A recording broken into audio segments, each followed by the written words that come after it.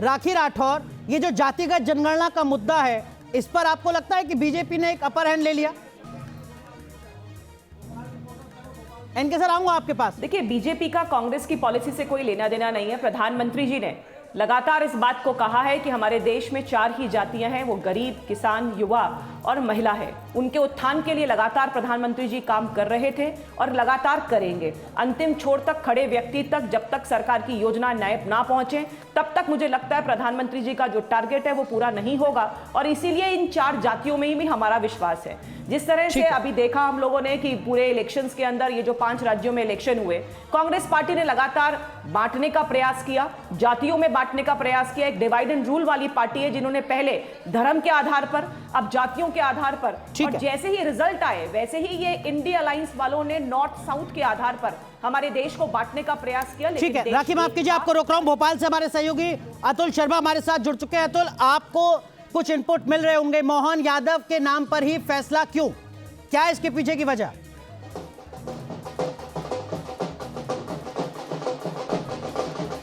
देखिए, इसके पीछे 2 बड़ी वजह मानी जा रही है। सबसे महत्वपूर्ण तो इस तरीके से मोहन यादव संघ के काफी करीबी माने जाते हैं और लंबे समय से संघ से उनका जुड़ाव रहा है और संघ की गुड लिस्ट में मोहन यादव का नाम हमेशा से रहा।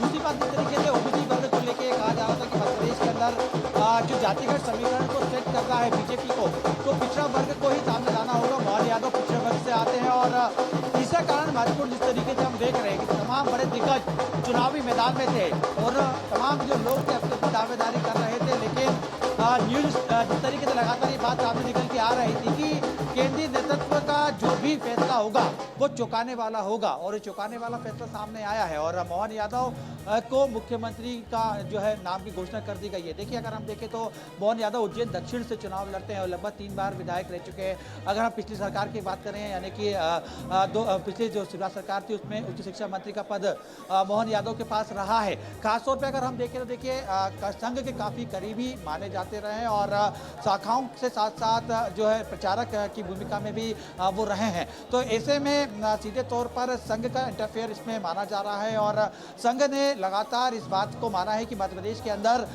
चूंकि संघ मध्य प्रदेश में सक्रिय हमेशा से रहा है। ठीक है, और लेकिन विकास, जब उज्जैन की सियासत की बात होती है, आप तो लगातार बीजेपी को कवर करते रहे, तो नाम सामने आता था सत्यनारायण जटिया का, नाम सामने आता था चिंतामणि मालवीय का, भले ही वो सांसद रहे हों। उज्जैन से मोहन यादव का विधायक दल का नेता चुना जाना एक वरिष्ठ पत्रकार के तौर पर आपको भी चौंकाता है?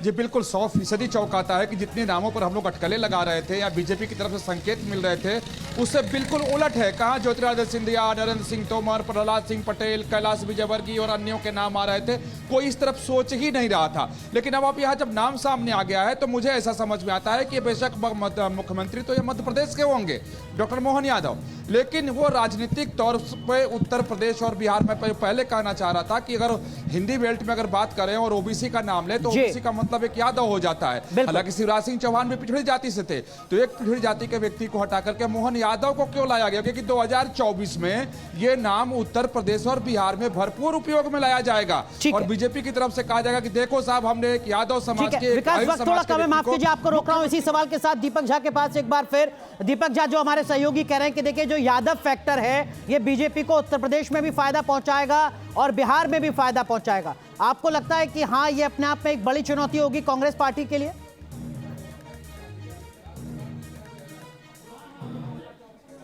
देखिए, कांग्रेस पार्टी हमेशा मुद्दों की राजनीति करती है। कांग्रेस पार्टी जनता की बात करती है। कांग्रेस पार्टी जिन मुद्दों के साथ मध्य प्रदेश विधानसभा में गई थी, कर्नाटक में गई थी, राजस्थान में गई थी, वहीं 2024 का जब इलेक्शन आएगा तो हम राष्ट्रीय मुद्दों की बात करेंगे। हम उस महापुरुष को ढूंढेंगे जो महंगाई की बात करता था, जो भ्रष्टाचार की बात करता था, उस महापुरुष को ढूंढेंगे जो बेटियों की इज्जत, महिलाओं का सम्मान की बात करता था, ना कि उस महापुरुष की बात करेंगे जो संसद भवन में बलात्कारियों को संरक्षण देता है। ठीक है, वो मुद्दे यथास्थिति बने हुए हैं। स्वागत करता हूं कि मध्य प्रदेश के मुख्यमंत्री यादव जी को बनाया जा रहा है। हम जिस ओबीसी की बात करते थे, जातिगत जनगणना की बात करते थे, भाजपा भी उसी रास्ते पर आई है, तो बड़ी प्रसन्नता की बात है। आप स्वागत कर रहे हैं, अच्छी बात है, अच्छी बात है, आप स्वागत कर रहे हैं। मैं आऊंगा दीपक, जब वक्त थोड़ा कम है।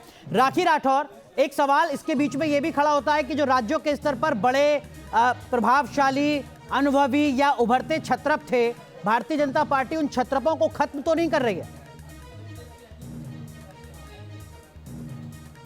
देखिए अनुराग जी, भारतीय जनता पार्टी में हर एक जो नेता हैं, बड़े नेता हैं, उनका कोई ना कोई उनके ऊपर दायित्व रहेगा। जैसे आपने देखा आज नरेंद्र सिंह तोमर साहब, जो बहुत अच्छा काम उन्होंने कृषि मंत्रालय संभाला सेंट्रल में, आज वो स्पीकर की भूमिका में होंगे। तो कौन किस भूमिका में होगा ये पार्टी तय करती है, और इस बात का मुझे पूरा विश्वास है कि जो भी हमारे जो बड़े नेता हैं, उन सब के लिए कोई ना कोई काम, कोई ना कोई उनके लिए दायित्व जो है वो पार्टी ने सोच रखा होगा।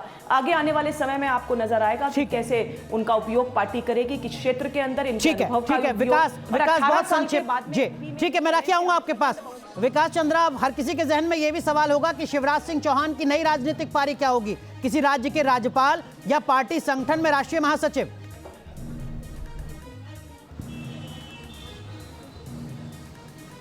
ये देखिए, जिस तरीके से विधायक दल की बैठक में नाम आया है और काफी दिन से बीजेपी मंथन कर रही है, ये तो औपचारिकता है मेरे हिसाब से कि जो भी भोपाल में हुआ है वो सब महज औपचारिकता है। केंद्र ने सब कुछ तय करके ही भेजा था। तो शिवराज सिंह चौहान के लिए भी, शिवराज सिंह चौहान के बारे में जो बीजेपी की तरफ से पहले संकेत दिए गए, मैं संकेत शब्द का उपयोग इसलिए कर रहा हूं कि कोई खोलकर इसमें बात नहीं कर रहा है कि शिवराज सिंह चौहान अब लोकसभा का चुनाव लड़ेंगे, केंद्र में आएंगे, और जो पद नरेंद्र सिंह तोमर के पास था, यानी कृषि मंत्री थे, उन्हें कृषि मंत्री का दायित्व सौंपा जा सकता है। पर लेकिन शिवराज सिंह चौहान तो विदिशा से चुने जाते थे, लेकिन क्या एक बार फिर शिवराज सिंह चौहान 2024 में विदिशा से लोकसभा का चुनाव लड़ेंगे? विकास, आप ये कह रहे हैं? ये इस बात की पूरी संभावना है कि अपने जो उनका पुराना लोकसभा क्षेत्र है उसी क्षेत्र से वो चुनाव लड़े और आए, क्योंकि अब जब बीजेपी के नेताओं से यहाँ केंद्र में बात की जाती है तो उनका ये कहना है कि शिवराज जी बहुत वरिष्ठ हो चुके हैं और अब केंद्र की राजनीति में आएंगे। और केंद्र की राजनीति का मतलब है कि अब इस समय वो हटे हैं तो 2024 में उस बात की संभावना ज्यादा है कि उन्हें लोकसभा सीट पर उतार दिया जाए और चुनाव जीत करके अगर वो आते हैं तो केंद्र में उनके मंत्री बनाया जाएगा, चूंकि उसे भी संतुष्ट करने की कोशिश की जाएगी। और ये बात भी है कि 2024 के लोकसभा चुनाव में मध्य प्रदेश में शिवराज सिंह चौहान की बड़ी भूमिका तय की जाएगी। आज ही बीजेपी के संगठन के एक नेता ने कहा कि शिवराज सिंह चौहान को ऐसा नहीं है कि किनारे कर दिया जाएगा, उनके नाम का, उनके काम का भरपूर उपयोग पार्टी करेगी और आगे भी करती रहेगी। ठीक है,